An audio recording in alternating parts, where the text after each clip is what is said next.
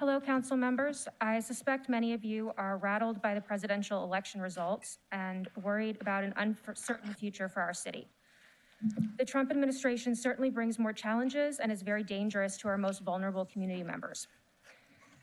I've been asked to remember by different people in the city that you are our allies. I would ask you to please remember that we are also yours.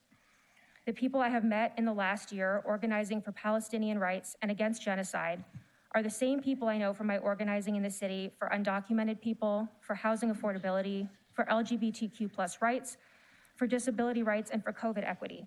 If you as a council oppose the violence of the Trump government, those same people will show up to support those communities and to support you. To be clear, that support is not conditional. We will show up regardless because these are the values that we have and the things that we prioritize in our community. I know you all share some of those values. Mayor-elect Gaskins punctuated her recent statement of gratitude after her victory with the reminder that we remain committed to our values. If we do that, we can light the way for progress, justice, unity, and civility.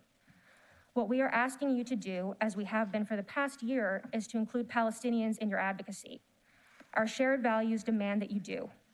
Palestinian community members in our city and in Northern Virginia have been experiencing the unimaginable agony of knowing their loved ones are facing starvation, disease, sexual violence, physical abuse, and death on a daily basis.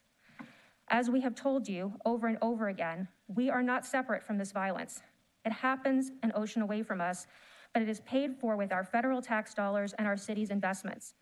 Just by existing here every day, we manufacture death that devastates communities. This is not disconnected from the devastation that faces our own community.